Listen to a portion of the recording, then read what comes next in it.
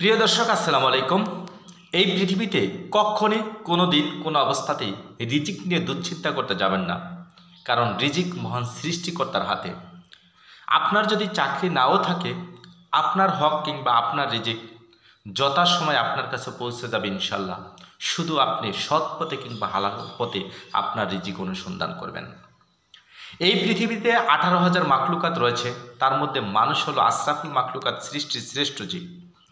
আমরা এই মানুষরাই কেন জানি সৃষ্টিকর্তার উপর রিজিকের জন্য আস্থা রাখতে পারি না। আমরা আজকে কি খাবো, আগামীকাল কি খাবো, কিংবা 6 মাস পর কি খাবো, কোথায় থাকবো, কেমন করব, এই ধরনের চিন্তায় বিভোর হয়ে যাই এবং নিজেদেরকে বিভিন্ন ধরনের অপকর্মে লিপ্ত করি। কেন? 18,000 মাখলুকাতের মধ্যে অন্যান্য যারা প্রাণী রয়েছে তারা তো এই ধরনের চিন্তা কখনো করে না। আজকে কি খাবে, কিংবা আগামীকাল কি খাবে, 1 মাস পরে কি খাবে, কোথায় থাকবে। তারপরেও কি এই পৃথিবীতে কোনো প্রাণী না খেয়ে মারা গেছে?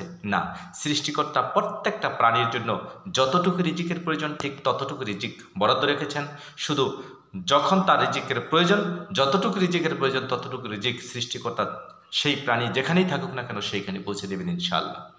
মানুষ হিসাবে আমাদের প্রধান কাজ হলো, আমাদের আল্লাহ তাআলা বিবেক বুদ্ধি দিয়েছেন, আমাদের বুঝে নিতে হবে এই পৃথিবীতে আমাদের জন্য আল্লাহ তাআলা যতটুকু রিজিক বরাদ্দ রেখেছেন কিংবা যতটুকু সম্পত্তি বরাদ্দ রেখেছেন, আমাদের ততটুকুর 100 আমরা বেশি পাবো না কিংবা 100 কম পাবো না। কিন্তু এখন আমাদের দেখার বিষয় হলো আমাদের জন্য এই সৃষ্টিকর্তা যতটুকু রিজিক রেখেছেন কিংবা যতটুকু সম্পত্তি বরাদ্দ রেখেছেন সেটাকে আমরা সৎ পথে ইনকাম করব নাকি অসৎ পথে ইনকাম করব।